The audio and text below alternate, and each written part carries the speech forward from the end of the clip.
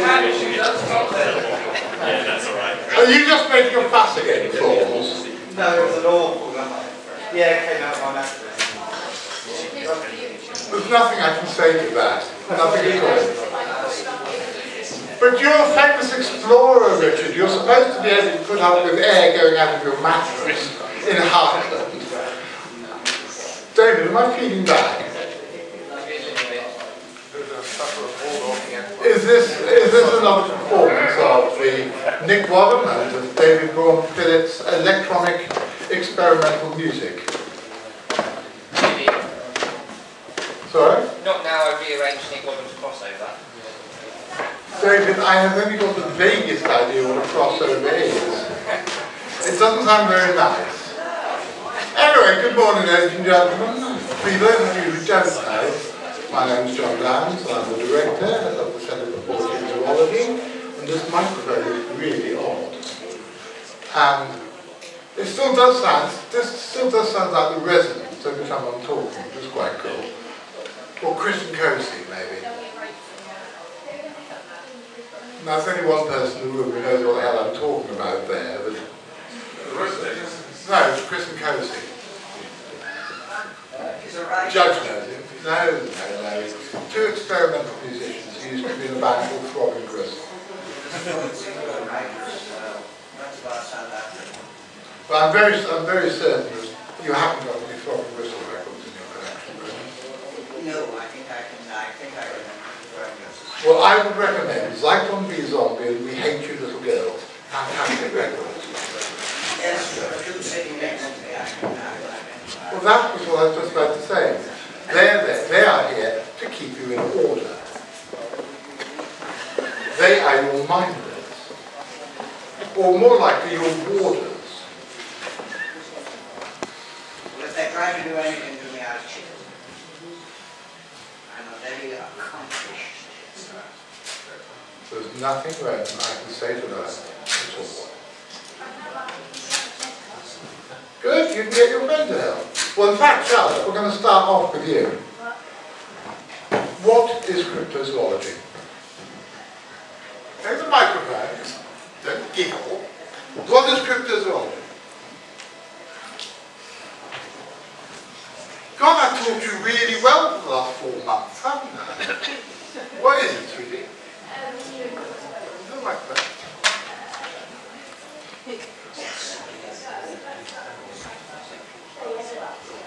What did you say? The study of hidden animals. Brilliant, very well, Charlotte. I'm very glad that you got that. I'm sure you didn't get any help from that. Yes, it's a study of hidden animals. What sort of hidden animals? Can you name them?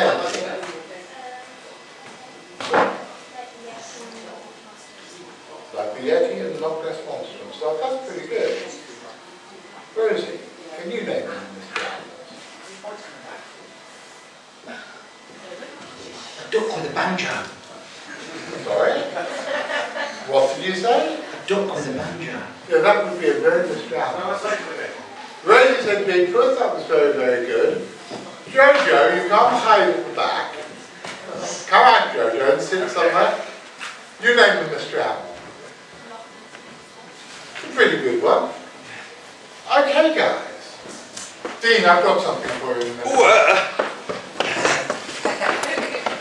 Now, cryptozoology, or Fortean zoology, is actually a much wider thing. Because there are an awful lot of mystery animals that most people have never heard of. Richard? The Shujunuko, Which is? a dorso-ventrally flattened snake, which is probably some sort of pit viper from Japan. What else, Richard? The Sharkorkoi, What's that? the yellow worm found in Central Asia, about 3 feet long, yellowish in colour, reputedly spits down. Now, one of the things is that there are mystery animals in nearly every group of animals. I'm not going to pick on Charlotte again. What's your favourite animal, Charlotte?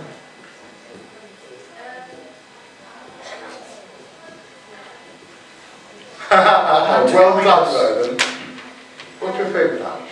Great white shark. Great white shark. What is a speculated cryptid? Speculated cryptid is a prehistoric relative of the great white shark called Megalodon, which features in this film, which grew to over 50 feet long. Some people think it might still be around the deep seas. The chances are virtually zero of it still existing. John Hare, what's your favourite animal? Chupacabra. No, your favourite ordinary animal, we can say, goodness me, there's a cryptid animal. Giant otter. Giant otter, Richard. Giant otters are freaky enough as it is. The Japanese otter, going back to Japan again, that's one of my terms. The Japanese otter is an animal that really did exist, but was last seen in the early 1980s and now may be extinct. In Japanese folklore, otters could polymorph and change shape to trick people. Also the Noah Coons and ours. Yes. The water dog. Okay, who else have we got? A young man, I seem to remember your name is Drake. What's your favourite animal, Drake? Snake. A snake. Oh, where to begin? We have El Cobra Grande, the giant anaconda. We know that anacondas grow to about 27 feet long, but there are persistent reports of specimens of 60 feet in the depths of the Amazon rainforest. And that's just one of many, many, many cryptid snakes. David. Ants. Ants. I'm serious, they show a level of intelligence as a group that humans can just not achieve. Well, there were tales in the Middle Ages of giant gold demons from Mongolia that were the size of rabbits and dug of gold when they built their nests. And it actually turned out to be a complete misprint. We were talking about marmots. And by the time it got, thanks to Mongolian whispers, by the time it got to Europe, marmots had become giant ants. And also it was thought that there was a creature called an ant lion. Now there is a type of insect called the ant lion that feeds on ants, traps them in a little cone of sand, inverted cone of sand. The ants fall in and gobbles them up. But in medieval times it was thought that if sperm from a lion fell on ants' eggs, it would fertilise the ants' eggs, and the resulting creature would be a giant ant with the head of a lion. But it wouldn't live very long because the lion's head ate meat and the ant's body could only digest plant matter, so it would die.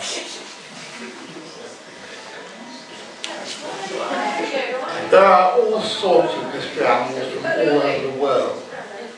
Richard and I sometimes, usually after we've drunk a bottle of wine or so, we make a list of the ones we think are most likely to exist, and sometimes the ones we think are least likely to exist.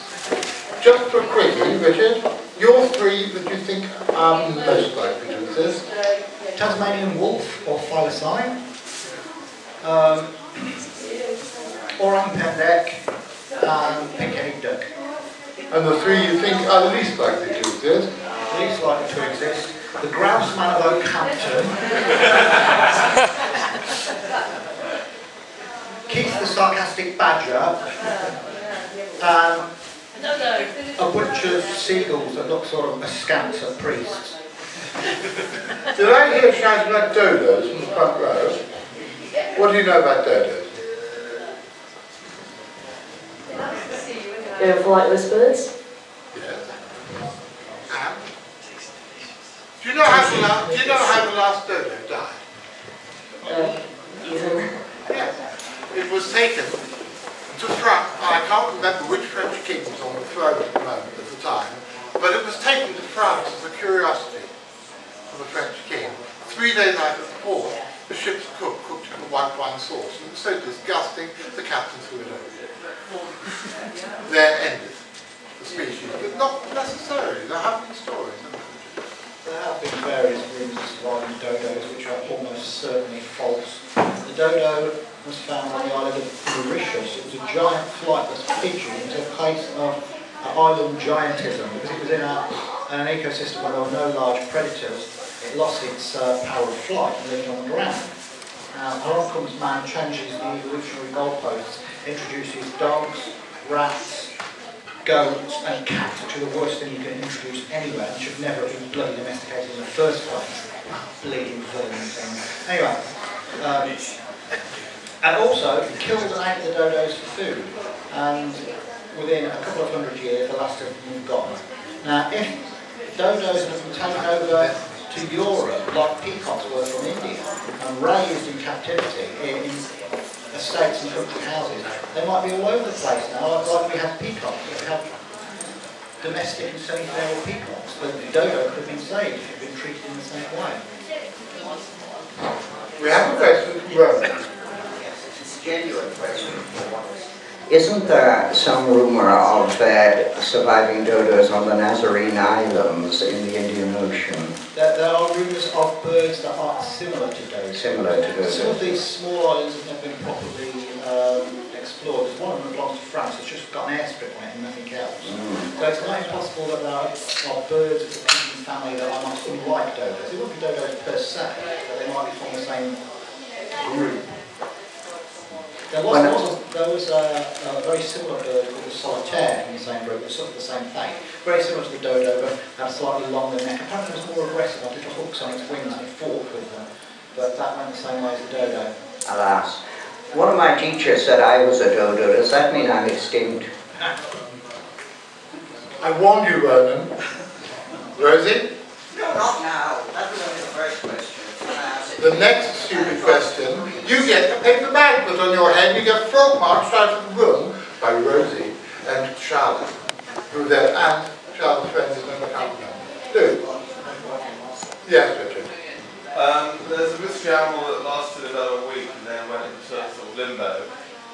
When I lived in Salisbury, I was told by a taxi there was about an animal called the corn martin, you know, rather like the pine martin and the beach martin, the mammal. So I wrote for email, I wrote to the local, really bad handwriting. So I wrote to the Salisbury Journal and said, can anybody please tell me about the corn martin? But the editor printed it as Coru martin, C-O-R-U. So there's now an animal called a Coru martin that's really the corn martin. Nobody will ever know the truth about the corn martin. When we were in Gambia, looking for the Ninki Nanka, which was probably the crappiest expedition we ever did, a local newspaper went to interview us, and we went to their offices, and everyone was just asleep like that. And the computers were like sellotaped together, and they couldn't get on the internet, so we had to go to an internet cafe, which we had to pay for, so we could do this story. And when it was printing up, it was completely full of spelling errors. I mean, I've got a spelling error on a lobotomized chimp with Parkinson's disease. These guys made me look like poet laureate or something. And it was full of stuff. We were looking for a certain type of skink, was one of the animals we were looking for. And they wrote it, instead of writing skink, they wrote king all the way through it. It was like it had been written by not very bright 5-year-olds.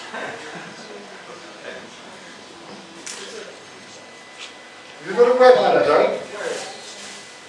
Silas, fire away. Dodo DNA, can it says stuff recoverable from stuffed specimens?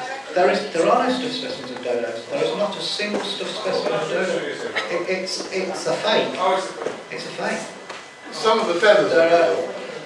There are bones, there are desiccated claws, there's a desiccated head, there's no entire specimen of a dodo. Could you do like a mammoth resurrection with dodo DNA and a pigeon? Not with current technology. And not with the current amount of specimens, there just aren't enough. Or is the DNA degraded? Well, they said you theoretically resurrect a mammoth using elephants. Well, mammoths have been preserved in permafrost, and they have sperm and eggs preserved within them. There's nothing like that for dodos, unfortunately. And remember the mammoths, there were stories that some of the frozen mammoths have even been eaten by modern people. You know, they're so well preserved, whereas with dodos there's only a couple of dozen bone fragments. I think the one in the Natural History Museum, some of the feathers are real, some of them are dyed turkey feathers, and half the beaks are real. That's about it. They've got some bones in Museum of Curiosities. Is it Twins, isn't it? Museum of Curiosities. Twins, little Yeah. horrors, yeah. Yeah, They're bones though. So yeah, just the bones, but they will get back and handle them. Okay, Richard, we've got slight, hang on a second. We've got slight change to plan. Can you go and give your memory stick to David? Yeah. Because you're on now. Oh, right. For about 3 minutes time. Okay. Go and give your memory stick to David. Richard Muirhead has got one question. Drake, have you got a question? That's fine, Drake. Richard Muirhead. Roland's got a question. So shut up. These flying snakes, you know, in this castle in Glamorganshire, Penlyn Castle, Yeah. supposed to be like brightly, you know, bright jewelry, bright sparkling. Yeah. Whatever. Well, you mentioned peacocks earlier. Yeah. You know, peacocks are kept as pets in. Yeah. Could these flying snakes really be? I've heard that theory, because when peacocks fly, particularly the Javanese green peacock, Yeah. they're very draconian, the tail feathers make them. But these things were supposed to attack and kill rabbits, they were supposed to be worse than foxes, according to the thing. So that doesn't fit in with the It doesn't fit in with anything we know, it's just a very bizarre story, for which I had no ready answer. I wish I had preserved some of the skills there. And your last question from Rome. How does cryptozoology intertwine with the question of immigration? Paper bag, please, Rosie. All these foreigners coming over here, sleeping with our food, eating our women, releasing all kinds of exotic horrors into the country. Richard, if you don't get your key drive, Lars, can you come back? Yeah. As an object lesson in how cryptozoology, in its broadest sense, can work anywhere. The first chapter of Bernard Hartland's classic book, On the Track of Raman and Animals, is called There Are Lost Worlds Everywhere. Yesterday, Lars saw a cryptid. Roman's not allowed to swear. Oh dear. Oh dear, the dragon has been unleashed. Yes, yesterday I went for a walk just down the main street and into the little vale beyond here, and just past the big gate there is an ordinary garden wall. Somebody is living just there, and on this garden wall there was a butterfly, and I looked at it and kind of did a double take, because it was a large tortoiseshell butterfly, which is I'm not sure when it was extinct in Britain, but it's many years ago. And early 1950s, although it wasn't actually declared to be extinct until much later. Okay. And then I seem to have heard some stories about people having tried to privately reintroduce it. But apart from that, it's actually very, very rare. Well, one of them, there has been a few stories about sightings of them, and there's been very few, 4 or 5 actual sightings or something like that. There's been, I think, 6 seen so far this year across the country. Yeah. But there are stories. I have Mr. Whitehead here in the front row making, give me the microphone. Can you give me the microphone? Yeah. He's not. Yeah, there's been quite a few. So large tortoiseshell used to occur, became extinct, and there are migrants that you do still come back. But there's also been yellow leg tortoiseshell in the UK this year, which is the first record since the 1950s. So there's obviously been a bit of an eruption of the population that come over here. So Yeah, they have been all over Denmark as well this year. Yeah. The yellow leg. yeah, so and they turned up. So the yellow legs turned up minimum as far as 2 weeks ago, which is the first since the 1950s. Yeah. Now the really weird thing, this is where it all gets really 14. Until this year, there were no records of, there was one record of the yellow-legged tortoiseshell. I think it was 1953, and I think it was in Surrey. That's the only record there's ever been, as far as I know. This year, there's been a lot. But it all started last November, when one dead one was found under slightly peculiar circumstances in the Shetland Islands. So there's no way it would ever have got to. But it was found, it was probably just been brought imported with some wood from Eastern Europe. But the fact that a dead one turned up as basically, Richard, have you got Barry Lancaster? Yes. Okay, go and get it.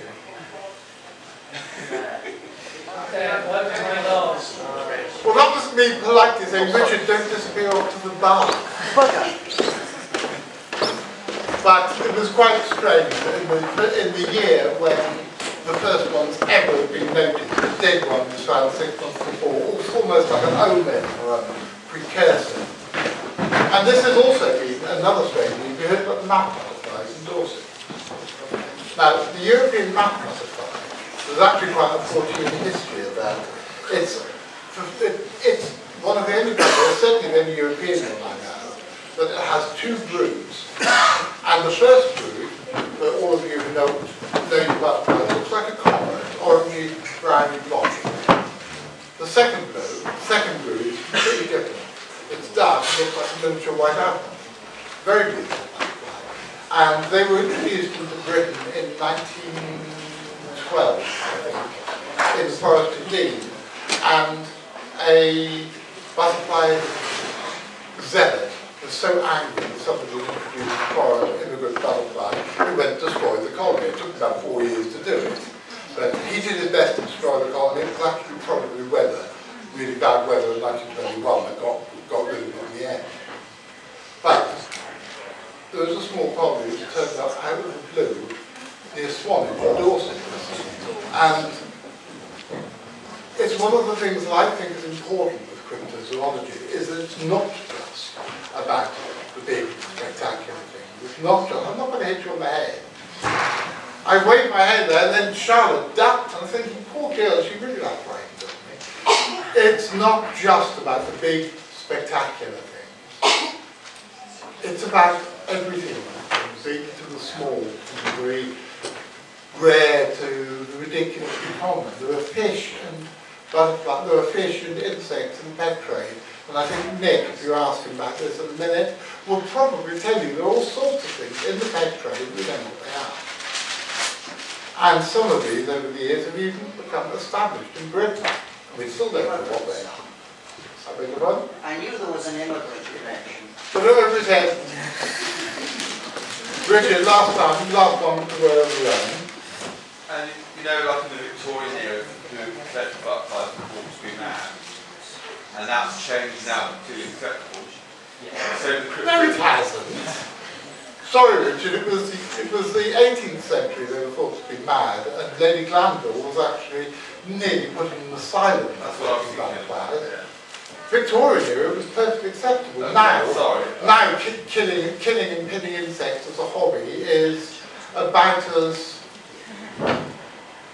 acceptable as eating meat is at the school. I'm thinking how it's become, how interesting butterflies is now totally acceptable. Yeah.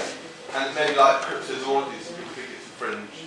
100 years from now, 50 years from now, cryptozoology will be as acceptable as butterflies. And the thing, Richard, in 100 years from now, the history books will say, and the sea, cryptozoology, weird discipline, that a fat bloke from Devon, and an Andy Warhol lookalike from Macclesfield, and a weird morbing dog. Okay, guys, I'm going to pass you over to Barry Lancaster.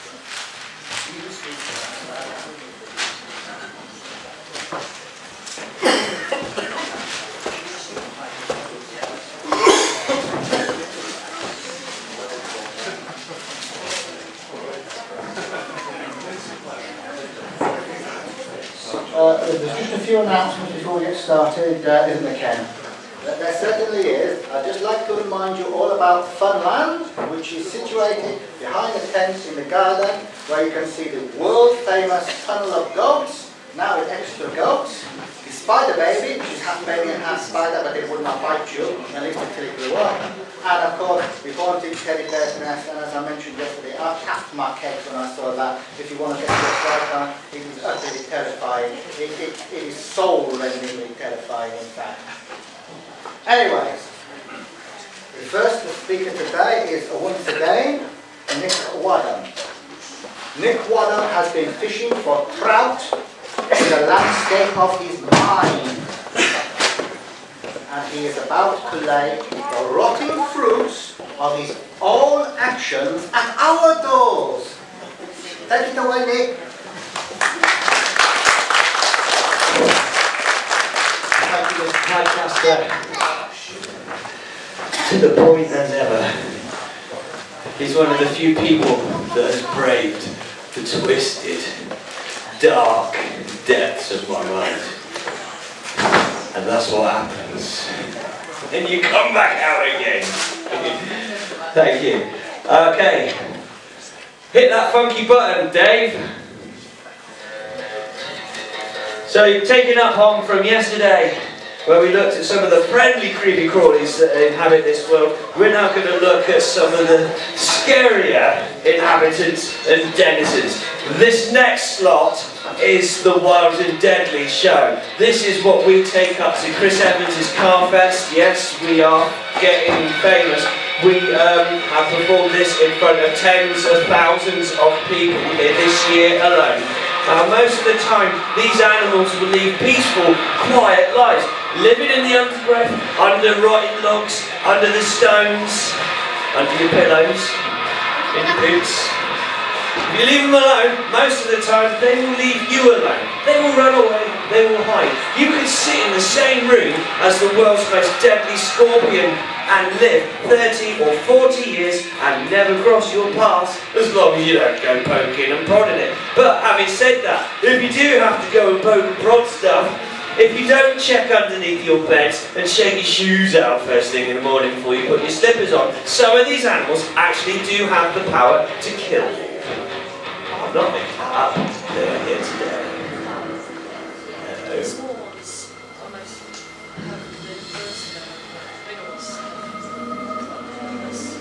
But we'll come to that later on. Alright?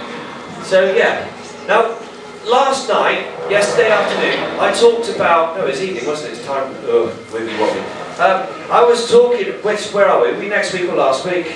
Or is it this week? It's this week.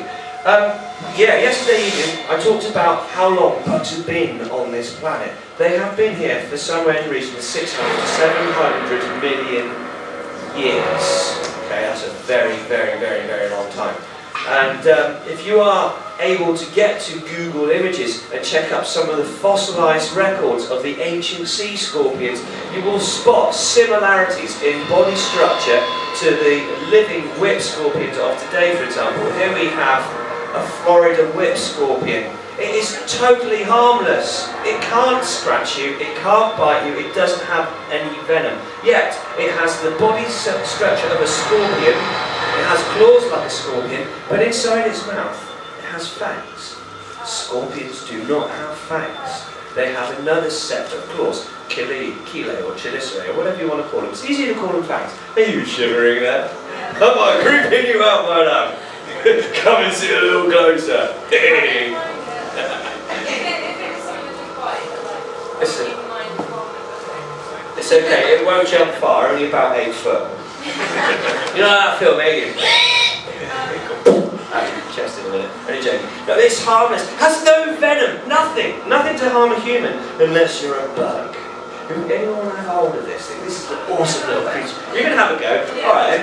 We've got different kind of whip scorpion for you to look at. Now, that comes from Florida. It's also known as a vinegarine. And if it gets scared, it squirts vinegar out its bum, which is why it's called a vinegarine. Obviously, because it's kind of like a loon that has vinegar in it. I don't know what a loon is. Normally words have meanings, don't they? Yeah, normally.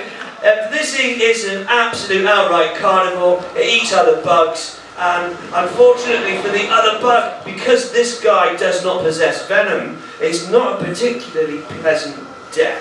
We'll look at scorpion death in a minute. Let's get the other one out, shall we?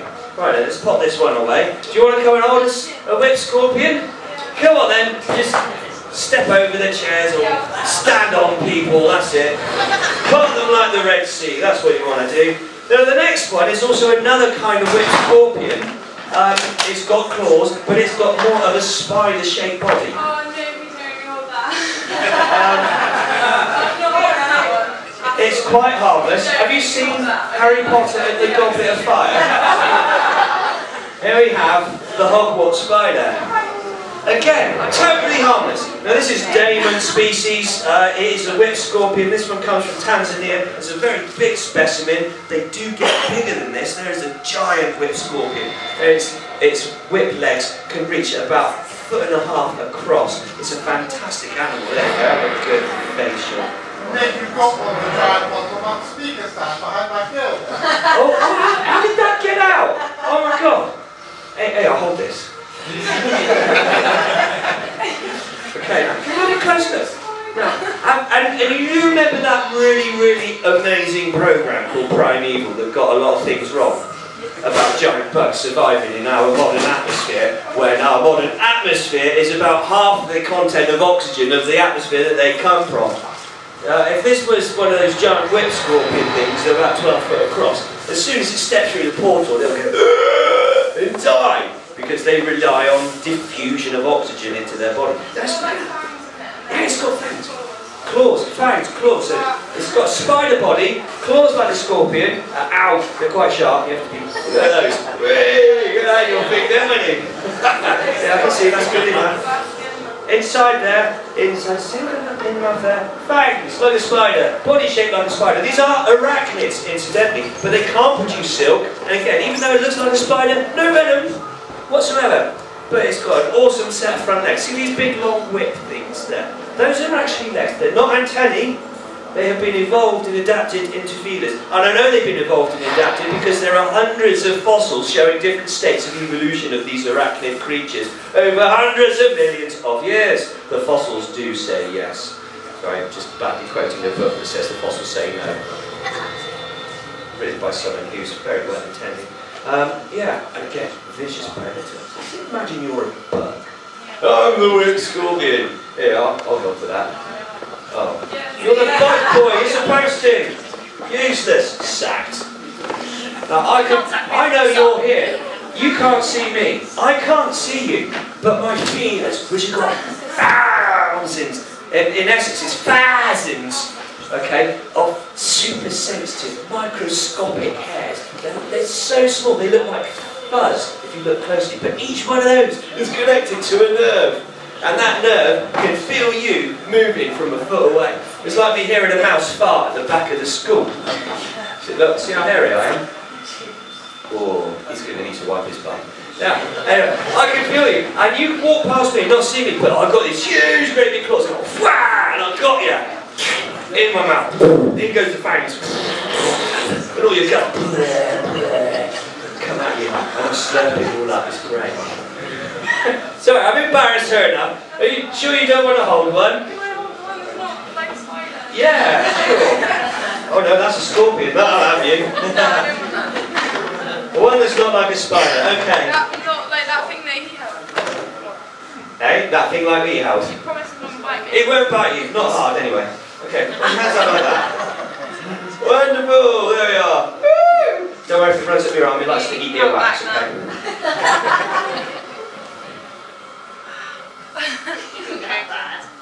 Get ready. Well done, yeah. Put this one away. Aren't bugs cool? Amazing. Remember, if it weren't for bugs, none of you would be here enjoying all of this weirdness. Yay. Alright then, what have we got next? Real scorpions now. Who wants to see? You want to see scorpions? You want to see scorpions? Yeah. Do you want to see real scorpions? You want to see real scorpions? I love scorpions. Scorpions are amazing. And they haven't changed much in 400 million years. Only they don't live in the seas anymore. Instead, they got a lot smaller. Did you know scorpions, once upon a time, were 6 foot long?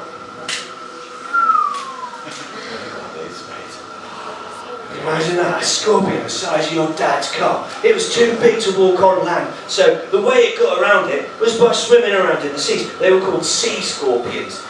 Don't go swimming at the harbour 400 million years ago, because it's a very dangerous thing. I tried it last week. Okay, when you go swimming 400 million years ago, as soon as you put your foot in the sea, a great big pair of claws will come and get you.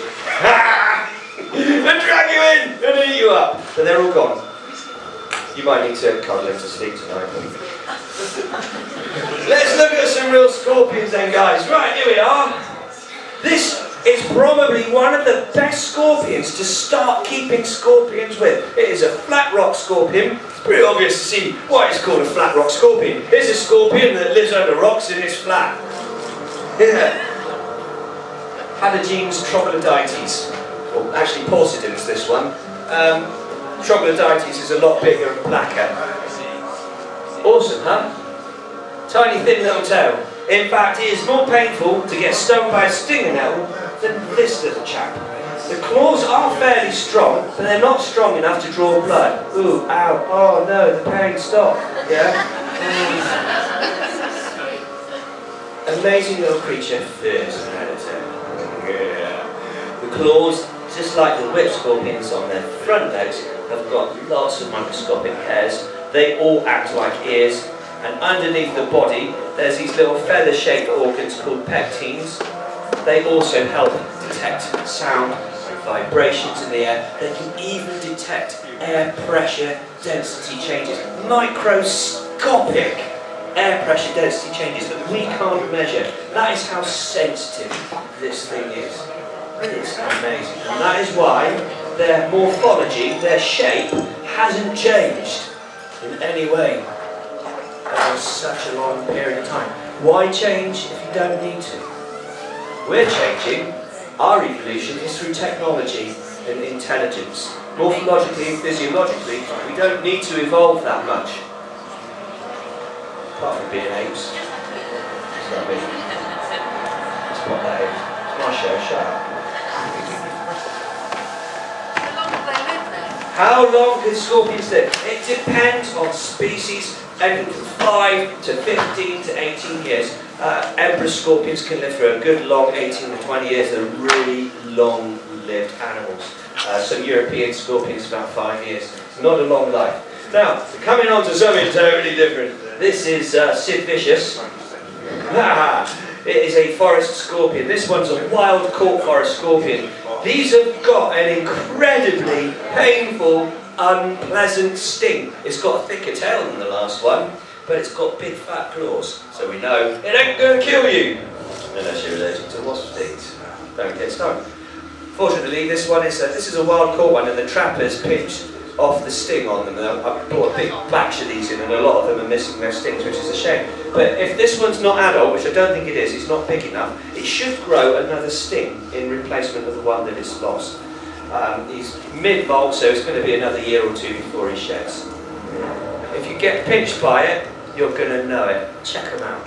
They are as strong as crab claws. I've been pinched by these. It really hurts. They can cut your finger open. Unlike crab claws, which are relatively rounded, the scorpion claws are knife-edged and serrated. They're not sharp, but they are sufficiently narrow enough to have an impressive pounds per square inch because of the small surface area. They slice and dice and rip their prey apart with these claws. And inside its mouth, you can see the second set of claws. Sorry, they shoot out telescopically and pull your eyeballs out. Yeah. I'm only joking. Don't worry, Reggie. Maybe. I don't lie often when I do. Nick lies. See that? Two sets of claws. We're going to find out how they work in a minute. There you are.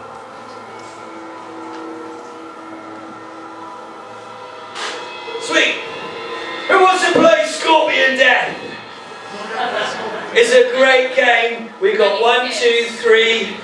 We've got 3 kids. We can play it with a few more kids. Come on, you come down. Right, you're all going to have to play a game. It's a great game. It's good fun. You're going to find out how scorpions eat. All right. Now, Greg, you can stand at the back. You can be the sting. You have lines. Come and stand here. Right, you stand there next to Piggy. Right, you have lines to say, okay, because you're the sting. So, message in a bottle, yeah. Right then.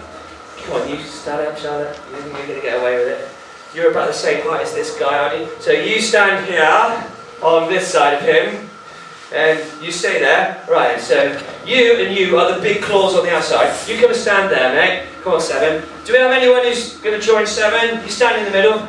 Rosie. Rosie? Who's shortest? Rosie's shortest. Okay, Rosie, you stand next to 7. You get away free. Right, stand next to 7. Right, you stand there. Oh no, everyone's looking at you. This is going to be on YouTube there. He'll be famous. People are going to go, can I have your autograph, Rosie? Maybe not. So, you are the sting. You reach over and go and sting someone in the head. Practice.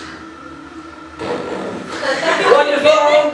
You and you are the claws. Now, your job is to go catch prey. You've got to do that noise, right? Go That's very posh. You're a method actor. That was very method. That was good. Now, you and you are the gut-ripping claws inside the mouth. Now, they are going to mangle the hapless victims. You slice and dice and pull out the organs. And you got to go. Go on, then take it away, Simon. Wicked. Can you top that, Rosie? Wonderful. Now it's time to eat a grown-up. Who are we going to eat? Who are we going to have? Tell you what, kids. John, you point to someone who's going to die. I want to see your head eaten alive like that. Behave yourself. I've known this since 1971. You owe me.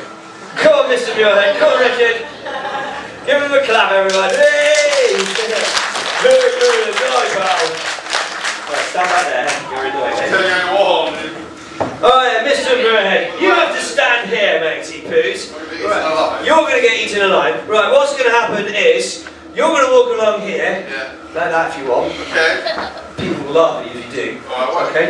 And these big claws are going to grab you, and they're going to go. And when they go, you go and do a death scream which sounds like.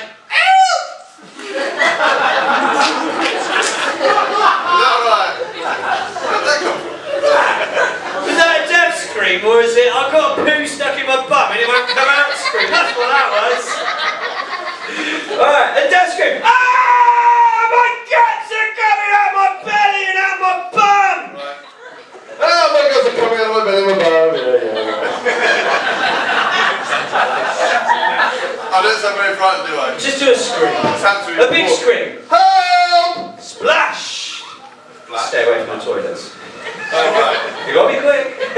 Alright, so you walk along there, they grab you, you go, help! And then when you've gone, and he's gone, we've got my magazine now.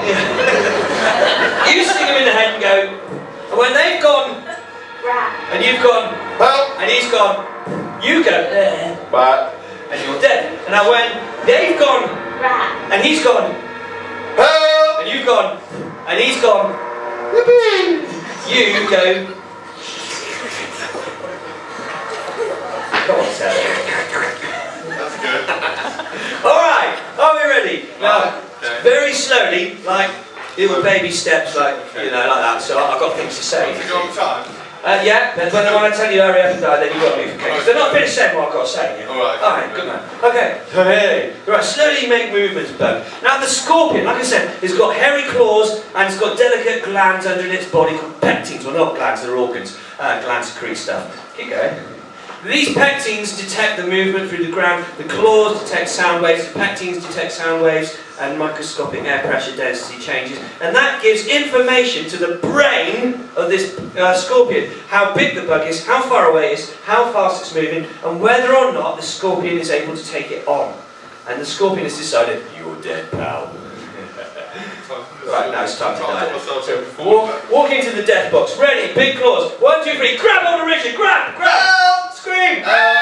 Squish him a bit. Go on. Get in there.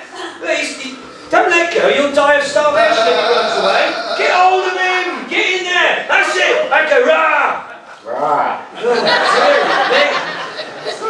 Hang on. Come here. Stuck here. Help.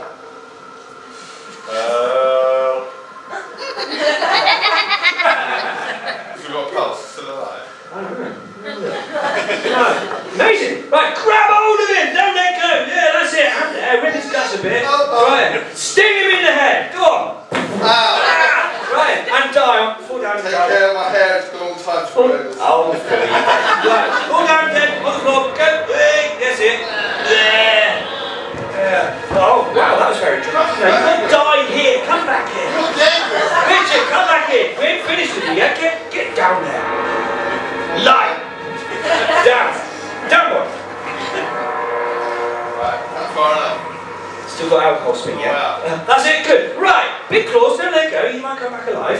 You might have to sting him again. Now little claws, rip his guts out, go, start ripping him and slicing and dicing. Now what the scorpion is doing is opening up the body and ripping the body to shreds because it needs to get a great big fat hairy bug into a mouth. If this was a real size scorpion, the mouth would be that big, and inside of the mouth is a tiny little straw-shaped device, which is how it gets the food in. But you can't bite, you cannot chew, because you don't have teeth, you don't have jaws. How are you going to get a big fat hairy bug down a tiny hole like that?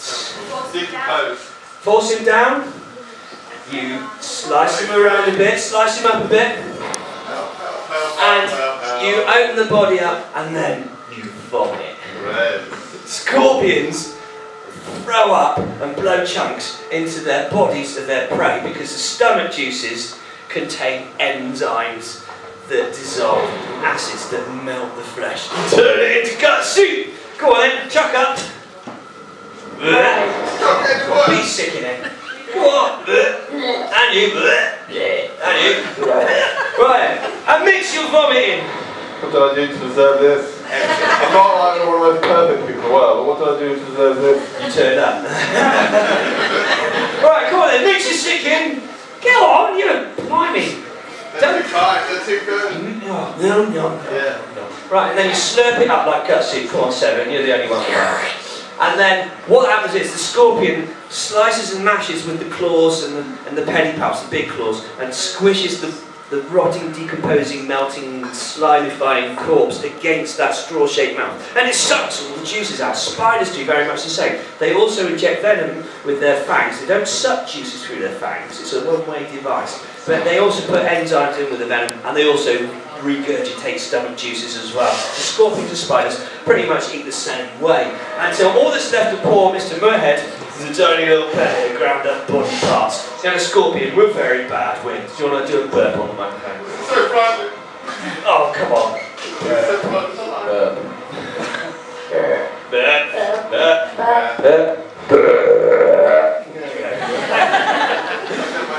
That's how scorpions do it. Big clap for Mr. Moorhead.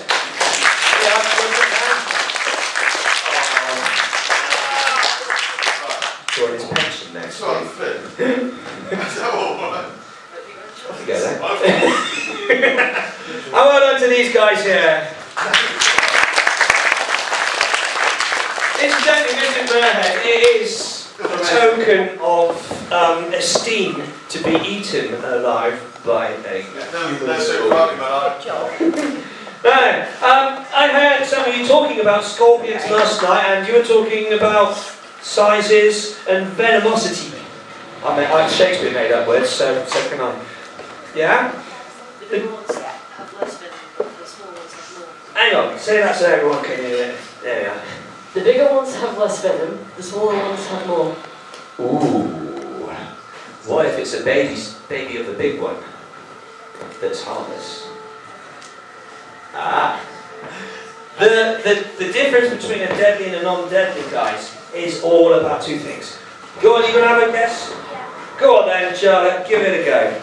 If it has a thin tail and big claws, it's not that venomous, but if it has a big tail and thin small claws, it's actually going to be quite venomous.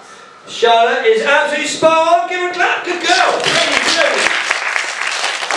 Impressive. Excellent. Yes. Small claws and a thick tail means I'm going to kill you. Alright, if it's got a thick tail and big fat claws, I'm going to hurt you, but I won't kill you.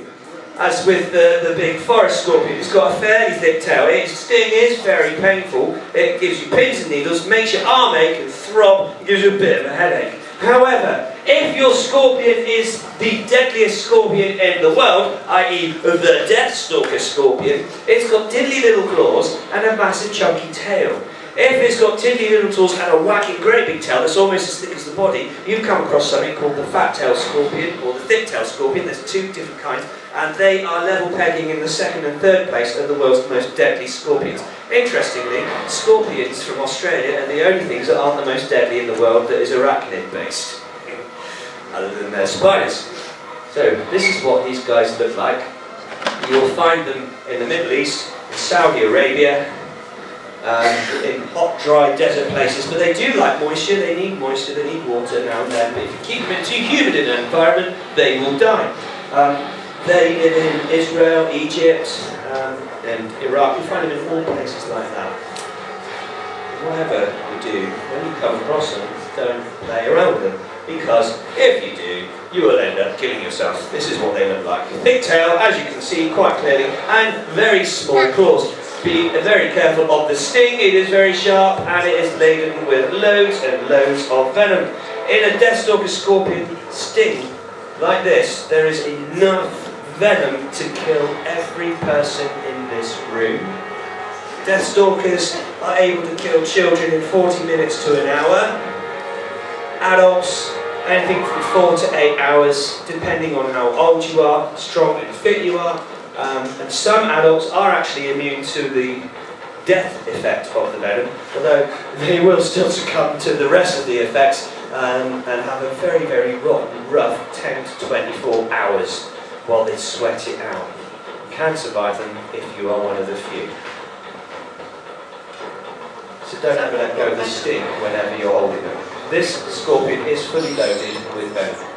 It happens to be, though, the desert hairy from Arizona, which is exactly the same, almost, in appearances externally. In fact, the deathstalker's tail is marginally thinner than this one, but the claws are very much thinner than this one. You wouldn't know the difference if I hadn't told you. I wouldn't bring a real-life deathstalker to something like this. It's too risky and too dangerous. You don't know if any child's going to force their hands in and kill themselves, and I wouldn't want that on my conscience. Yeah, so this is the safest look-alike alternative. Having said that this won't kill you, if it stings you, believe me, it is not very nice. You will be in for a 2 or 3 day major headache hangover, feeling rotten. Yeah, quite a few times. It hurts. Why am I holding? Yeah, I'm a professional idiot, that's why. I've been doing this a long, long time. About 20 minutes, I think. Now, about 900 years, so, you know, I know a thing or two about these things. These are awesome, amazing predators. Let's pop that away.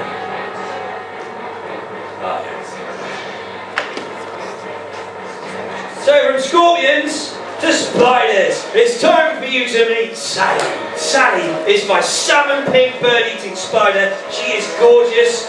She is huge. She's the one of the largest of the bird eaters. The largest bird eater is the Goliath bird eater. We've got one up there, but I can't bring her down because she's an absolute nutcase. She's much bigger than this. This is around about 9 inches across, with fangs 3/4 of an inch long, and neurotoxic venom, which means if she was to bite me, it would make me feel very, very, very ill. My arm would be very swollen, my hand would be swollen, I'd have a nasty big red sore and a bit of a muscle ache and quite a headache as well, and I probably wouldn't feel like working for a couple of days, which is a bit of an issue because I'm my own boss.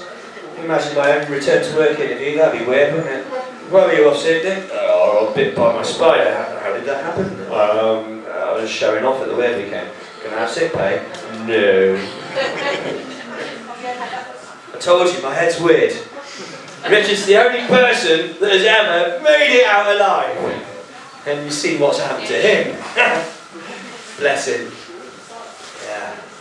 I can't let you hold this, kids. Not because you stink, and I don't trust you.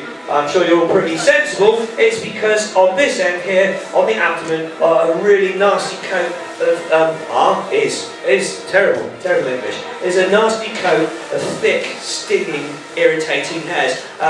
The hairs on this one are particularly unpleasant. They give you a nasty rash. If it gets in your face, it's unpleasant. If you breathe it in, it's going to make your throat sore and your nose will run. And it'll look like you've got a yellow number 11 painted on your top lip. And if it gets breathed in, it can give you a really bad asthma attack if you're asthmatic. If you get it in your eyes, it can detach your cornea and make you go blind. Not nice. I've had it in my eye. Trust me, it is really, really painful. And your eye, you know like that guy on Popeye, what was his name on? I was Britain's got no talent. We're desperate to embarrass ourselves in front of 8 million people a night. You know that programme that he pops his eyes out? It looks like that. It's really horrible. Let's show you her fangs. There we are. Check her out. So here's a bit of interesting trivia for you. Spiders, like scorpions, been on the planet for hundreds of millions of years. We have got fossilised spiders from the Jurassic period, about 165 million years ago. Knowing that scorpions were 6 foot long, anyone want to guess how big the oldest fossilised spider is from 165 million years ago? Anyone fancy a guess? Shush.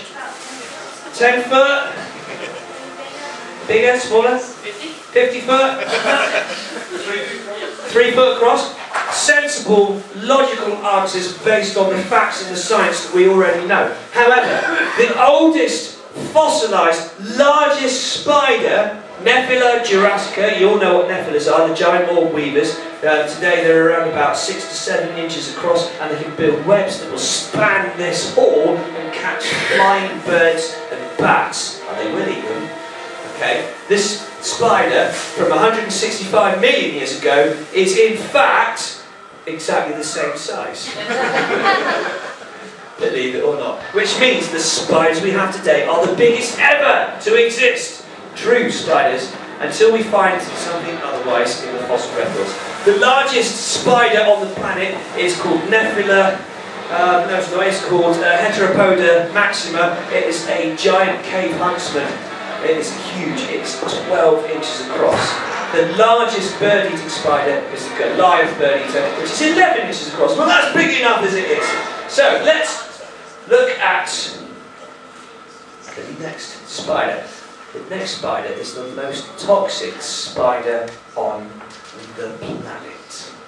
And it's not a Sydney fun web, which is the deadliest. It's a massive, girt, but ugly, tarantula-like thing, shiny black with huge fangs. They wear 14-year-old dog marks and stop around here. Yeah, what you looking at, like that? They're huge creatures. The deadliest spider, but this is the most venomous. It is the Brazilian wandering spider. They're very fast. They look like huntsman spiders, and they can jump a good distance. Okay. They are capable of killing you in 2 hours flat from one bite, and they never give a dry bite. That's with they bite to say, leave me alone. It is always a venomous bite. You know, like that programme, I was a celebrity 30 years ago, you don't know who I am now, you'll forget me in 10 weeks' time when I've been voted off the programme, get me out of here. Yeah? They look like those huntsmans, they're a bit smaller, they move like them, they're just as fast as you. Grab a hold of that. Okay. You have to be very careful when you handle them. Obviously this one's dead. That is a real, genuine wandering spider. This is a banana spider. This one was given to me by Carl from Stratford-upon-Avon Butterfly Farm. It came in up that way in a box of bananas. He's always getting them. He's getting scorpions, black widows, wandering spiders all the time. Harmless and innocuous. And if you compare it, they do. They play dead, and then they lull you into a full sense of security, and then they bite you. And they are very similar in many ways to our house spider, our common house spider. Here we've got Tegenaria domestica, that's a small one. We've got Tegenaria gigantea, which is big and stocky. So I'll leave that there. And when you come back up and have a look upstairs, we'll have the two get there together. You can see them looking very similar. That was good, wasn't it? Now, what happens when you get bitten by this thing? Well, it's very painful. It hurts, it aches, you get nausea, muscle aches, tremors, cramps, dizziness, and difficulty breathing and arrhythmia in your heart. That's if you're a girl. If you're a boy, however, it has another effect on your body. You know, like when you were all shouting out your dolly birds in the 60s and 70s and 80s, and next week in some of our cases. And then those little overinflated tales you told her about the size of your mortgage endowment policy, yeah? It will affect the rate of inflation and growth of your bank account, and you won't want to dabble with your investment because it will feel as though the bank vault is about to explode and rupture everywhere in agonising pain.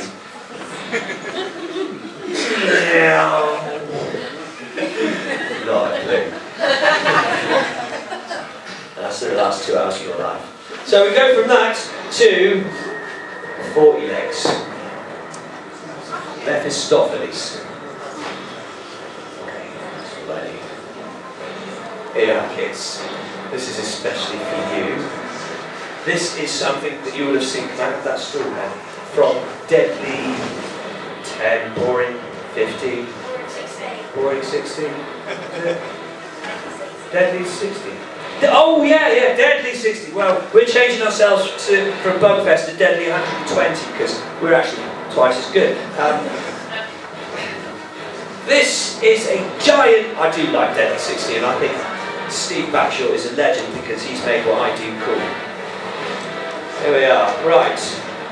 This is a real giant Scolopendra. Not a little Scolopendra subspinipes that's about 8 inches long. This is a 12-inch monster giant centipede. This is the one that eats bats, it eats snakes, and it is so venomous it has been known to take human life twice. Look at that. The giant bat-eating centipede from Venezuela.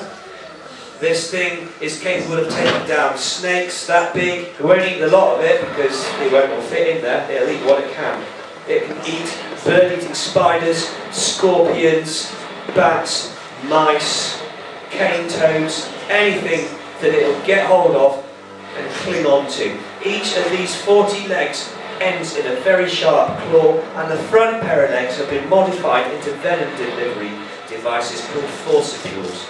Inside the venom, have we got any chemistry people here? Any sciencey people? Ah, it's got 5-hydroxytryptamine. It's got acetylcholine. That's nasty, that. It's got hemolytic phospholipase, which works on your blood cells, breaks down the phospholipid bonds in your blood membranes and releases your blood and turns it into black pudding in your vein. It's really nice. That's how you make black pudding. You know, butchers bite pigs to death with these. When they kill the pig, they squirt all the stuff out from the veins. It's like licorice. So you make licorice, you just add some aniseed to it, bake it dry. You know that? Licorice is made of pig's blood. This is very deadly. It also contains serotonin, histamine, and a number of different cardiotoxic proteins and neurotoxins. But those cardiotoxins, they interfere with the sinoatrial node of your heart, give you a regular heartbeat. It's also got serotonin and histamine, which inflames the area of the wound, brings in hemoglobin and lymph, spreads more venom around the body to kill you even quicker. But it doesn't even wait for you to die! When he's got hold of you, you're paralysed in pain because of the serotonin that's been injected into you. And he starts chomping away and slices the belly of the bat open while it's still holding onto it, flapping, going, "Ah! Oh, that's my kidney, I'm using it!" And he goes, "Well, I'm eating it now, pal." Do you know centipedes can talk? They do. I'm not putting my mic near it because you might have my nose. Like that? That's deadly enough, isn't it? 2 human lives in the last 50 years due to centipede bites. One was a 9-year-old girl in the Philippines who got bitten in the head, and the other was a 70-year-old man in Japan. Yes, these centipedes occur in Japan. He was old and had a weak heart, so that would have had a profound effect on his longevity, which wasn't very long. Yeah, he was bitten on the arm, and that was the end of him. These things move very fast, and they are very dangerous. I've run out of time to talk to you about the snakes that there will be up there. We'll talk about those in a minute. I have got 2 more things for you to see. One of them is the scariest thing in the world. Kids, do you want to see the scariest thing in the world? Yeah? You sure? You'll go and meet new patterns. Alright. Look at your parents, guys. That's you in 20 years. Be afraid. Alright then, the world's deadliest animal, guys, is here today. here in, what's the place called? Hartland, we have the deadliest animal in the world. Do you know what it is? It's deadlier than a box jellyfish. Absolutely. This species has killed more animals in the entire history of everything on the planet of 700 million years. Human beings. You've only been here, if this timeline stretched from Sir John to this wall, you have been here that thickness. And in that paper thickness, you have caused more extinction, more habitat destruction than everything that has ever existed put together, including box jellyfish, who have caused no extinctions whatsoever. Making human beings the wildest, deadliest animals. And you have been fantastic, and it's been a dream talking to you. Hope you've enjoyed the presentation. I'll be up there flogging my children's book. £7 each, £1 goes to children in need if you're interested. And thank you very much for listening to my mad ramblings, and thank you to John for putting all this together. What a legend. Thank you. And a big thank you to my boy Henry.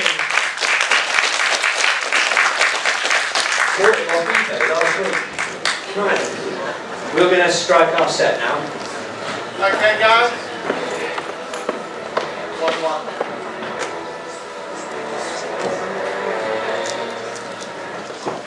Now, don't go. Don't end. 1-1. Do you want me to use the other one, though? I don't know what you've done. You worked before.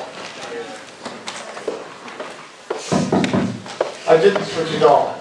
There's no on switches in water, you see. John's from the future. He walks into his house. Lights! Up come the lights. There's no buttons in John's house. No, dear boy, I'm a star and I have people to do that sort of thing. Ladies and gentlemen, I've known Nick Wadham an awful long time. He's one of the sweetest and most unpredictable people I know. Ladies and gentlemen, Nick Wadham and his group sing the King of Bottom Borders. I completely lost that. Wild and Deadly show. Wild and Deadly show. Okay guys, we don't leave, don't go all rushing off.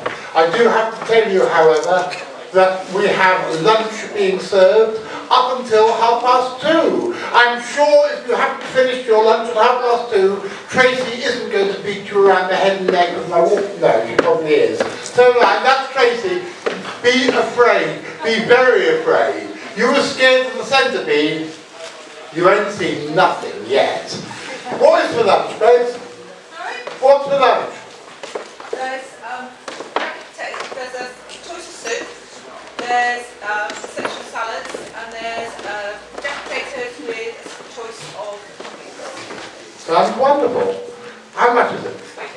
£3.50. You can't say fairer than that. Now, ladies and gentlemen, I'm scared of the girls in the kitchen.